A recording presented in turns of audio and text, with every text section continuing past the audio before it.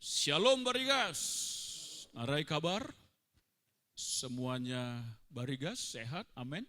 Coba lihat kiri kanan, katakan God bless you, Tuhan Yesus memberkati kamu, haleluya. Saudara, minggu ini kita memperingati tentang kenaikan Tuhan kita Yesus Kristus. Dan saya memberi judul kenaikan Tuhan Yesus ke sorga. Kenaikan Tuhan Yesus ke sorga. Mari kita membaca Markus 16 ayat 19.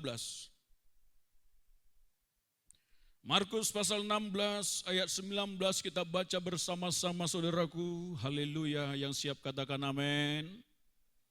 Markus pasal 16 ayat 19. Kita baca bersama-sama dengan suara yang keras. 1, 2, 3. Sesudah Tuhan Yesus berbicara demikian kepada mereka, terangkatlah ia ke sorga, lalu duduk di sebelah kanan Allah. Saya bacakan. Sesudah Tuhan Yesus berbicara demikian kepada mereka, terangkatlah ia ke sorga, lalu duduk di sebelah kanan Allah. Yang percaya katakan, amin. Yesus yang kita sembah adalah Yesus yang hidup. Tuhan yang kita sembah adalah Tuhan yang hidup. Dia menjadi sama dengan manusia, dia turun dari sorga, dari tahtanya. Itu saudaraku, untuk menebus saudara dan saya, darah harus tercurah. Itulah hutang dosa, di mana darah harus dikorbankan tercurah saudara. Dalam masa-masa perjanjian lama yang kita lihat dalam firman Tuhan, harus ada korban untuk penghapusan dosa. Yesus anak Allah yang hidup itu, dia turun dari sorga, menjadi sama dengan manusia untuk menjadi domba tebusan sembelihan bagi saudara dan saya, bagi kita yang percaya kepada dia saudara. Darahnya harus tercurah dan dia mati menebus kita. Dia mati tetapi dia tidak mati selama-lamanya seperti manusia saudara. Dia adalah Allah yang hidup, saudaraku yang terkasih. Dia menanggung segala dosa manusia. Dan pada hari yang ketiga, dia bangkit dari antara orang mati. Itulah Yesus. Amin saudara, yang kita percaya. Dan dia mulai menampakkan diri kepada murid-muridnya saudara. Dan dia naik ke sorga. Dia terangkat ke sorga. Disaksikan oleh murid-muridnya saudaraku, ya. Dia terangkat ke sorga saudara. Dan dia duduk di sebelah kanan Allah. Apa artinya duduk di sebelah kanan Allah? Bukan ada dua tahta di situ saudara. Allah yang kita sembah adalah Allah yang esa. Allah yang kita sembah adalah satu, bukan tiga saudara. Tapi tiga di dalam satu. Satu. Ya kan? Jadi apa pengertian dia duduk di sebelah kanan Allah? Ini berbicara bahwa di dalam Yesus, di dalam nama Yesus, di dalam kuasa nama Yesus, bahwa segala sesuatu ditaklukkan. Tangan kanan sebelah kanan berbicara tentang otoritas, tentang kuasa. Dialah yang berkuasa atas langit dan bumi ini dan segala sesuatunya. Di dalam Yesuslah ditaklukkan segala sesuatu saudaraku. Itu artinya duduk di sebelah kanan Allah. Dia pegang otoritas atas segala-galanya. Bukan nanti saudara bayangkan Bapa duduk di tahtanya lalu Yesus duduk di sebelah kanan. Bukan begitu. Di sorga kita tidak bisa melihat Bapa secara langsung, tapi Bapa ada di dalam Yesus. Amin saudara. Ya. Jadi dialah yang berkuasa, dialah yang berdaulat, dialah yang mengendalikan segala sesuatu saudara. Dia adalah Alfa dan Omega, yang awal dan yang terakhir. Dia menyelesaikan segala-galanya saudara. Dia berkuasa atas kehidupan manusia ini saudaraku. Dan yang kita peringati adalah dia naik ke sorga. Dia terangkat ke sorga. Dan apa yang dia lakukan di sorga, Apa yang dia perbuat bagi kita saudara? Apa yang dia janjikan bagi saudara dan saya? Ini yang harus kita pahami dalam kenaikan Tuhan kita Yesus. Yang pertama saya mau bagikan kepada kita, kenaikan Yesus ke sorga bukan membuat kita menjadi yatim piatu. Kenaikan Yesus ke sorga bukan meninggalkan kita tanpa penyertaan pertolongan kuasa yang ada di dalam kita saudara. Dia tidak meninggalkan kita begitu saja, tetapi Dia memberikan Roh Kudus-Nya bagi kita. Amin saudara. Mari kita membaca Yohanes 14. Yohanes 14. Tuhan Yesus tidak meninggalkan kita sebagai yatim piatu. Yohanes 14 ayat 16 sampai 18. Kita baca yuk sama-sama. Terus berdoa, siapkan hati untuk perjamuan kudus Tuhan. Yang siap, katakan amin. Kita baca bersama-sama Yohanes 14 ayat 16 sampai 18. 1, 2, 3. Aku akan minta kepada Bapa dan Ia akan memberikan kepadamu seorang penolong yang lain, supaya Ia menyertai kamu selama-lamanya, yaitu Roh kebenaran. Dunia tidak dapat menerima Dia, sebab dunia tidak melihat Dia dan tidak mengenal Dia. Tetapi kamu mengenal Dia, sebab Ia menyertai kamu dan akan diam di dalam kamu. Ayat 18. Aku tidak akan meninggalkan kamu sebagai yatim piatu. Aku datang kembali kepadamu. Yang percaya katakan amin. Kenaikan Yesus ke sorga tidak meninggalkan kita sendirian saudaraku. Dia berjanji memberikan Roh Kudus-Nya kepada kita. Dia berjanji memenuhi kita dengan Roh Kudus. Siapa itu Roh Kudus? Roh Kudus adalah Allah itu sendiri saudaraku. Roh Kudus adalah penolong yang Tuhan berikan bagi kita dan Dia adalah Tuhan itu sendiri. Roh Yesus itu sendiri. Jadi pada saat Yesus terangkat ke sorga saudara, Dia mencurahkan Roh Kudus-Nya atas saudara dan saya. Jadi di dalam kehidupan saudara dan saya yang percaya kepada Yesus, ada Roh Kudus dalam hidup saudara. Yang percaya katakan amin. Amin. Firman Tuhan berkata bahwa aku akan memberikan kepadamu seorang penolong yang lain supaya ia menyertai kamu selama-lamanya. Roh Kudus itu menyertai kita selama-lamanya. Amin saudara. Kalau Yesus tidak naik, tidak terangkat ke surga, Roh Kudus tidak turun atas kita. Roh Kudus bukan memenuhi satu orang. Yesus hanya terlihat satu pada saat Dia ada di dunia. Tapi Roh Allah yang adalah Roh Kudus itu saudaraku, yang adalah Roh Yesus itu, Dia memenuhi saudara dan saya. Tanpa terkecuali di seluruh dunia ini setiap orang yang percaya kepada Dia, ada Roh Kudus di dalamnya. Apa itu Roh Kudus? Roh yang menyertai kita. Roh yang menolong kita. Roh yang membawa kita yang disebut roh kebenaran. Dia membawa saudara dan saya hari demi hari kepada kebenaran demi kebenaran. Itulah sebabnya saudara, kita bukan ditinggalkan sendiri oleh Yesus di dunia ini. Saudara dan saya tidak sendiri. Saudara dan saya tidak ditinggalkan sebagai yatim piatu sendiri. Saudara dan saya diberikan Roh Allah yang menyertai kita selama-lamanya. Jadi kalau saudara ada problem, ada masalah, ada pergumulan, berseru kepada Dia. Roh Kudus, di dalam nama Yesus tolong aku. Roh Kudus sertai aku. Roh Kudus, Engkau ada bersama denganku dalam segala usaha pekerjaanku, dalam keluarga rumah tanggaku. Roh Kudus ada bersama dengan kita. Itu yang harus kita pahami saudara. Amin saudara. Bapa memberikan Roh Kudus-Nya bagi kita sehingga kita tidak sendirian di dunia ini saudara. Dia menyertai, menolong kita, menuntun kita hari demi hari kepada kebenaran demi kebenaran, kebenaran demi kebenaran, sehingga kita semakin bertumbuh dalam kedewasaan dan karakter Kristus. Roh Kudus yang mengerjakan itu saudara. Membawa kita kepada kebenaran.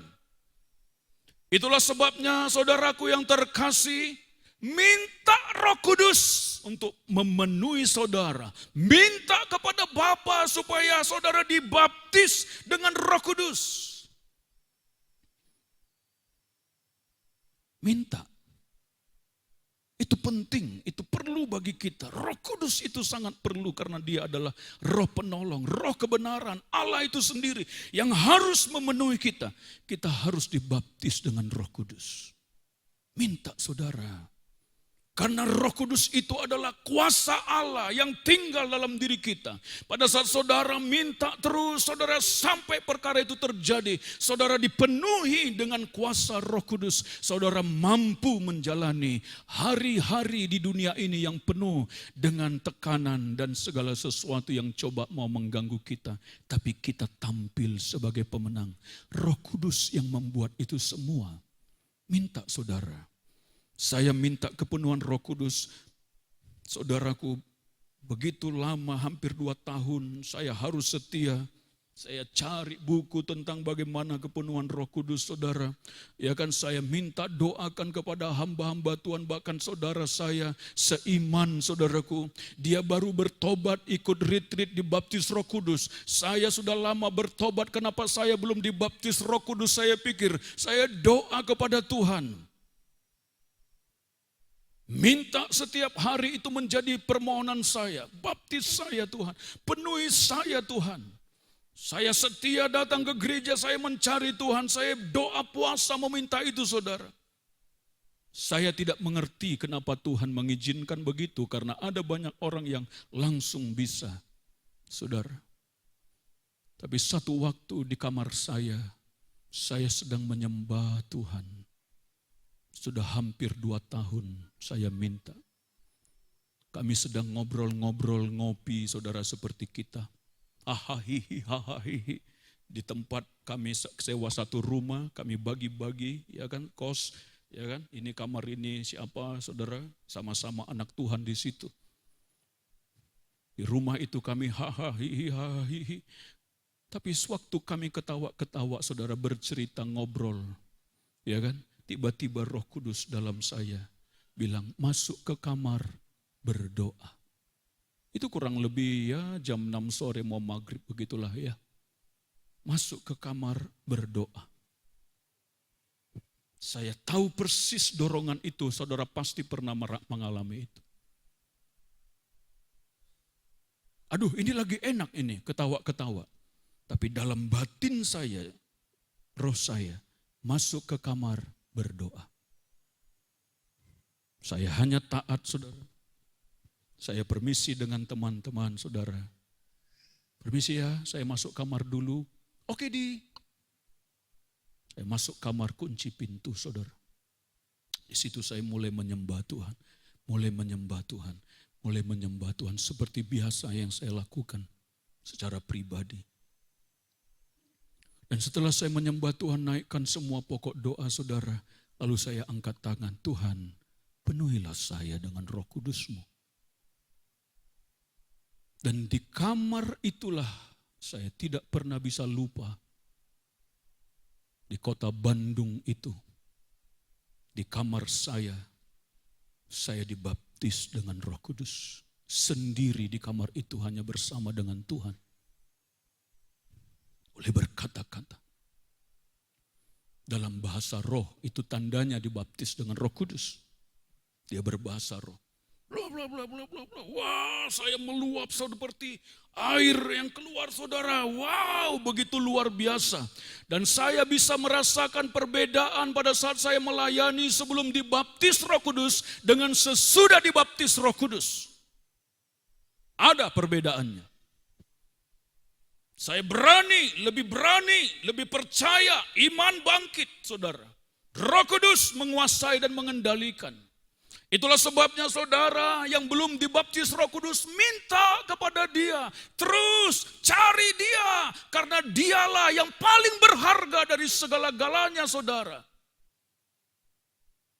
Bukan emas, bukan perak yang berharga dalam hidup kita. Roh Allah itu yang sangat berharga pada saat kita minta. Dia memberikannya bagi kita. Amin saudara. Hari-hari ini anak-anak kecil pun dilawat dengan kuasa Roh Kudus, saudara. Kita harus bawa kepada Tuhan. Yesus terangkat ke sorga, tidak meninggalkan kita sendirian, saudaraku. Yesus memberikan Roh Kudusnya bagi saudara dan saya, bahkan dia membaptis, menenggelamkan kita dengan kuasa Roh Kudusnya, saudara. Sehingga kita mengalir dalam aliran air kehidupan itu. Dan kita mengalami kekuatan, kuasa, pertolongan dan penyertaan Tuhan, yaitu Roh Kudus yang ada di dalam kita. Minta mulai hari ini, saudara. Minta sungguh-sungguh. Karena dialah kekuatan kita. Amin. Yang kedua, saya mau bagikan kepada kita. Pada saat Yesus terangkat ke sorga, duduk di sebelah kanan Allah, apa sih yang dia perbuat di sorga? Itu kan pertanyaan. Apakah dia memantau-mantau dunia ini? Oh, melihat-lihat, mengawasi begitu, saudara. Seperti seorang raja. Memang dia raja, tapi dia tidak berbuat seperti itu di sorga. Hanya duduk diam begitu saja menerima pujian. Tetapi dia bekerja di sana. Apa yang dia kerjakan, saudara? Menyediakan tempat bagi kita. Amin, saudara. Yohanes 14 ayat 1 sampai dengan ayat 2 kita baca. Yohanes pasal 14 ayat 1 sampai dengan ayat 2. Kita baca bersama-sama dari depan. 1, 2, 3. Janganlah gelisah hatimu, percayalah kepada Allah, percayalah juga kepadaku. Ayat 2.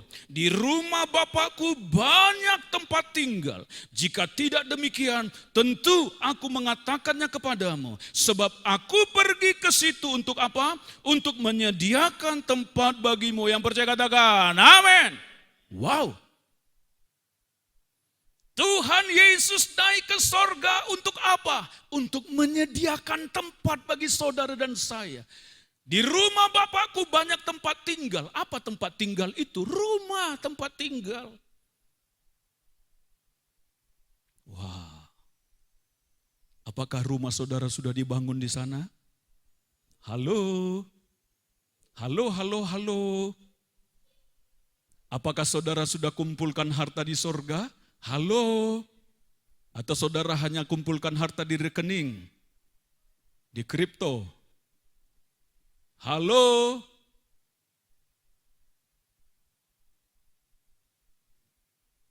Kalau saudara kumpulkan harta di dunia ini, saudara bisa beli macam-macam, betul? Bisa bangun rumah, bisa beli mobil, bisa punya kemewahan, saudara. Demikian juga di sorga, kumpulkan hartamu di sorga supaya rumahmu dibangun di sana. Amin. Jadi bagaimana kita kumpulkan harta di sorga? Apa kata firman Tuhan? Layani dia, senangkan hatinya, doakan jiwa-jiwa, layani jiwa-jiwa, itu harta, saudara. Memberi bagi kemuliaan Tuhan, keluarkan itu harta kita di sorga. Saudara harus ingat, di sorga itu rumah-rumah. Bukan dalam gedung seperti ini lalu kita haleluya setiap saat begitu. Bukan. Sorga itu langit yang baru, bumi yang baru. Baca Wahyu pasal 21. Ayat 1 kita baca dan ayat 2 nanti saudara bisa baca di rumah. Di situ juga ada tentang Yerusalem baru. Kota yang mulia itu. Kita baca bersama-sama Wahyu pasal 21 ayat 1 sampai dengan ayat 2. Yang siap katakan amin. 1, 2, 3. Lalu aku melihat langit yang baru dan bumi yang baru. Sebab langit yang pertama dan bumi yang pertama telah berlalu. Dan laut pun tidak ada lagi. Ayat 2. Dan aku melihat kota yang kudus, Yerusalem yang baru, turun dari sorga, dari Allah, yang berhias bagaikan pengantin perempuan, yang berdandan untuk suaminya. Yang percaya katakan amin. Firman Tuhan memperlihatkan kepada kita bahwa kita sedang menanti-nantikan langit yang baru, bumi yang baru. Sebab langit yang pertama dan bumi yang pertama yang sedang kita injak ini akan berlalu, akan sirna, akan habis. Tuhan menjadikan langit yang baru dan bumi yang baru. Tujuan kita ke sana. Itulah sebabnya di rumah doa kemarin saudara, hari Selasa saya membagikan rema firman Tuhan bahwa Tuhan merancangkan masa depan yang penuh dengan pengharapan. Bukan hanya masa depan untuk hidup di dunia ini saudara. Masa depan kekekalan kita. Masa depan menuju kepada langit yang baru, bumi yang baru. Itulah masa depan kita. Amin saudara. Yesus datang, Yesus naik ke sorga. Dia menyediakan tempat bagi kita. Layani Tuhan dengan baik, lakukan firman Tuhan supaya rumahmu ada di situ. Ingatkah saudara yang kemarin kita saksikan, saudara kita Embek, waktu dia berbicara saudara, suara yang didengar oleh Vika, ada 2 malaikat yang menemani saya, orang berpakaian putih. Dan kami akan makan bersama, dan setelah itu dia mengantar saya ke rumah. Dia mau menunjukkan rumahku. Waktu dia sakit saja di rumah sakit muntah darah, di Opname, dia masih bisa mengurus anak-anak komselnya. Itulah pertandingan iman yang kita bicarakan minggu lalu. Bertanding, bertanding, bertanding. Sampai kepada tujuan kita. Kekekalan, menang, mendapatkan apa yang Tuhan sudah sediakan. Jadi jangan kandas iman kita saudara. Jangan terpuruk kita gara-gara dunia ini saudara. Jangan kandas iman percaya kita gara-gara kebutuhan perkara hidup saudara. Tapi pandang kepada Yesus bahwa dia sedang menyediakan tempat bagi kita. Amin saudara. Setia melayani Tuhan. Kumpulkan hartamu di sorga. Lakukan yang Tuhan inginkan. Amin. Yesus sedang bekerja menyediakan rumah bagi saudara dan saya. Di sana, di kekekalan, dia sedang siapkan itu. Kalau orang tidak punya rumah, dia hanya sekedar percaya, tidak sempat bekerja bagi kemuliaan Tuhan. Ditampung dalam sebuah tempat. Disitulah rame-rame. Saudara mau? Seperti barak tentara. Di situ kumpul semuanya. Karena kenapa? Karena dia tidak punya rumah. Tapi orang yang berkarya bagi Tuhan, orang yang bekerja bagi Tuhan, dia sedang persiapkan rumahnya.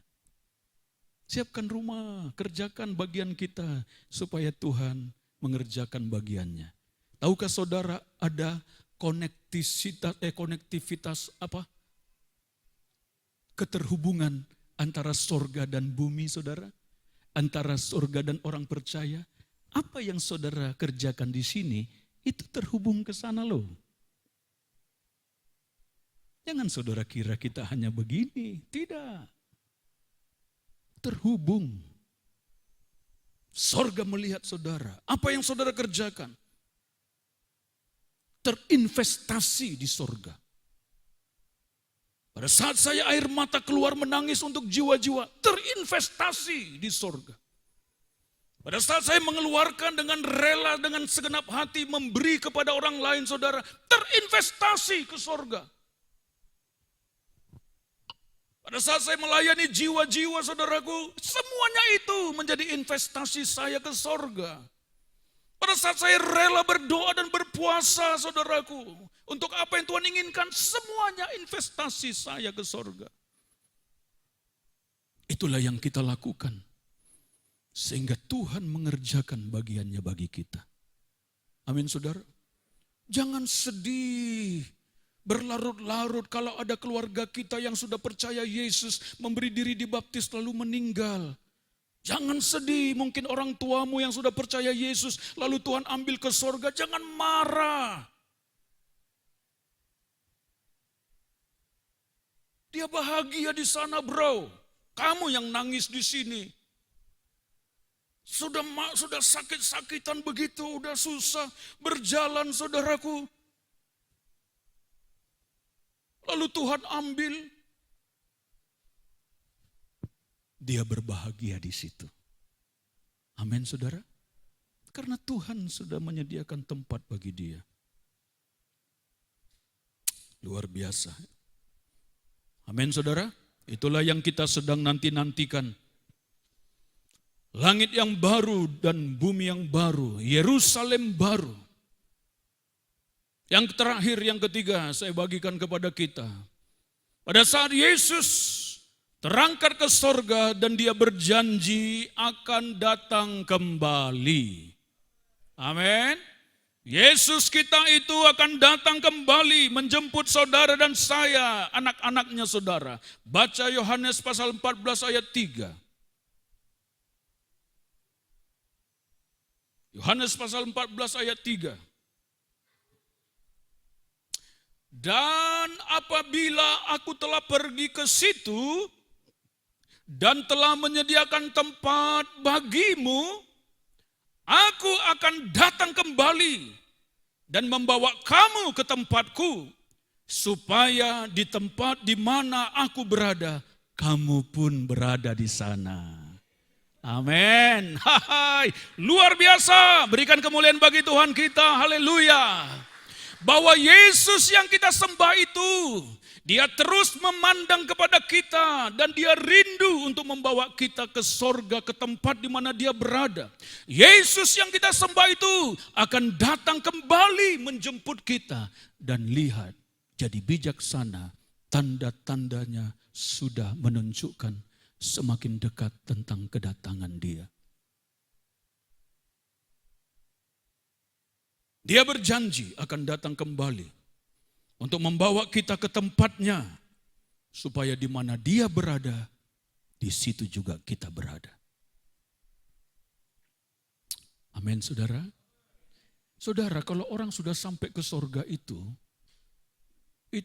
tidak pingin lagi pulang ke dunia. Enggak. Coba lihat, baca kesaksian-kesaksian itu, saudara. Bahkan mereka, saudara kita di sana, merindukan untuk kita cepat ke sana loh. Karena di sana tempatnya sangat berbahagia.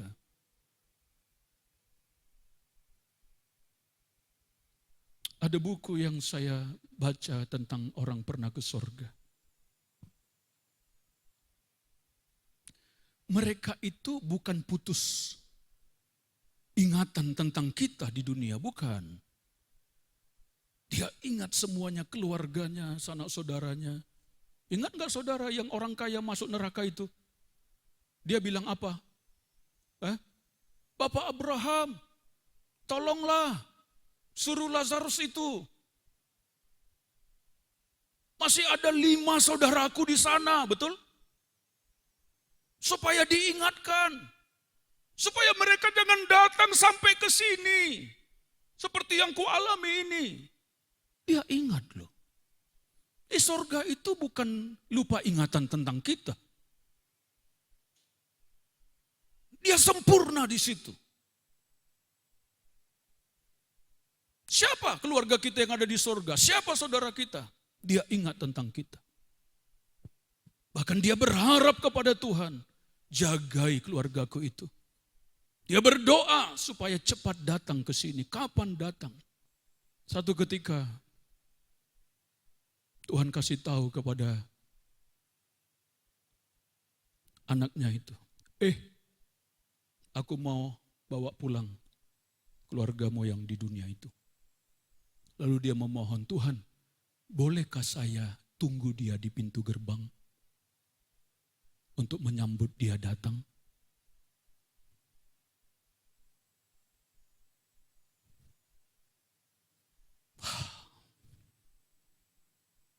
Kalau saya masuk ke sorga, pasti embek menyambut saya.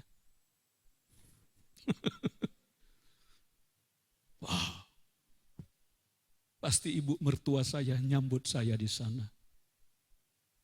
Pasti opung boru saya nyambut saya di sana karena dia sudah terima Yesus di masa tuanya.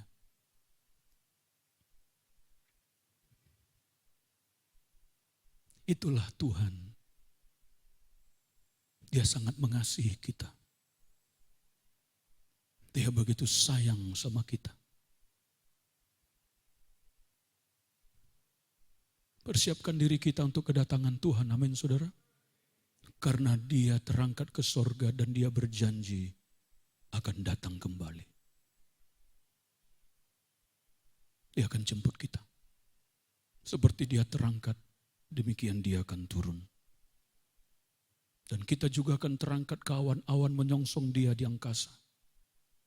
Dan akan turun kembali memerintah 1000 tahun di dunia ini. Bersama dengan Tuhan. Baru sesudah itu, langit yang baru, bumi yang baru. Kalau kiamat masih lama. Kiamat itu artinya hancur lebur dunia ini, saudara. Tapi kedatangan Yesus sudah sangat singkat. Amin, saudara. Pertanyaannya sekarang, sudahkah papa mamamu diselamatkan? Sudahkah kakak adikmu diselamatkan? Apakah kau hanya di sini untuk sebuah kesenangan rohanimu, hidupmu, dan kau lupa berdoa mati-matian? Sekali dia mati tanpa Tuhan, dia neraka selama-lamanya. Apakah kau rela begitu? Mama yang sudah melahirkan kau biarkan dan tidak berdoa siang dan malam untuk dia. Orang tua, kakak adik saudara kita, mungkin kita ribut dengan dia saudara, tapi jangan membenci dia, kasihi dia. Selamatkan dia dan bawa ke sorga nanti bersama-sama. Sehingga kita kumpul di sana. Amin saudara. Selamatkan jiwa. Yesus datang untuk jiwa-jiwa. Detak jantungnya itu detak jantung jiwa-jiwa. Si Raditya apa itu? Oloan. Ada penglihatan ya mungkin seperti si Vika itu kah? Tapi ini lain. Jemaat di mana dia bergereja mimpi dapat penglihatan. Tuhan ngobrol dengan dia katanya. Tuhan bilang, "Nak, mana kau pilih? Kalau aku ambil kamu sekarang, akan banyak orang jadi percaya kepadaku. Tapi kalau aku sembuhkan kamu, hanya sedikit saja yang percaya."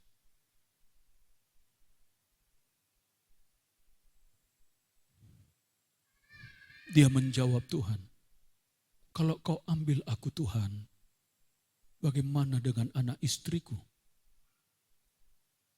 Aku yang pelihara mereka," kata Tuhan. "Dan aku akan pakai anak-anakmu lebih dahsyat dari dirimu. Mana kau pilih?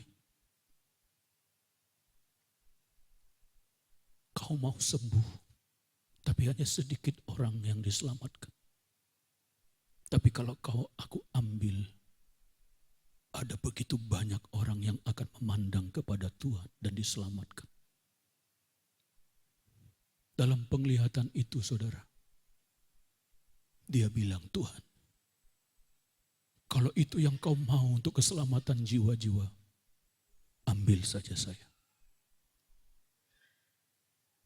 Waktu orang ini melihat penglihatan itu, yang nangis bukan si Raditya, yang nangis Tuhan Yesus. Karena yang ada di hatinya saya bisa mengerti, hanya keselamatan jiwa-jiwa. Detak jantungnya itu hanya jiwa-jiwa, saudara.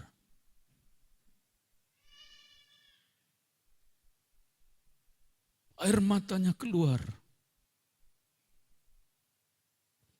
Karena permintaannya itu memang permintaan yang sangat sulit kepada anaknya ini. Tapi anaknya ini mengerti hati bapaknya. Jiwa-jiwa. Kalau itu yang kau mau, ambil saja saya untuk jiwa-jiwa lebih banyak diselamatkan. Ke sorgalah tujuan kita, saudara. Langit yang baru, bumi yang baru. Kesanalah masa depan kita. Tapi pertanyaannya, apakah kamu sudah perjuangkan keluargamu? Apakah kamu rela berdoa puasa untuk dia dijamah oleh Tuhan? Atau kita hanya sibuk pikirkan berkat, pikirkan kaya, pikirkan kenikmatan dunia. Kita lupa pada keluarga kita yang harus diselamatkan. Selamatkan jiwa-jiwa, amin saudara. Ya kita bergerak. Untuk itulah Yesus datang. Hari-hari ini kita sedang berpacu dengan kuasa kegelapan, saudaraku. Dan mereka mengambil jiwa-jiwa itu. Seperti ada itu penglihatan saudari kita itu seperti dibuang katanya. Tolong nanti kamu saksikan itu. Dibuang seperti orang mengeluarkan apa itu namanya itu. Pasir dari karung. Tercurah masuk ke neraka itu. Memang itulah yang sedang terjadi.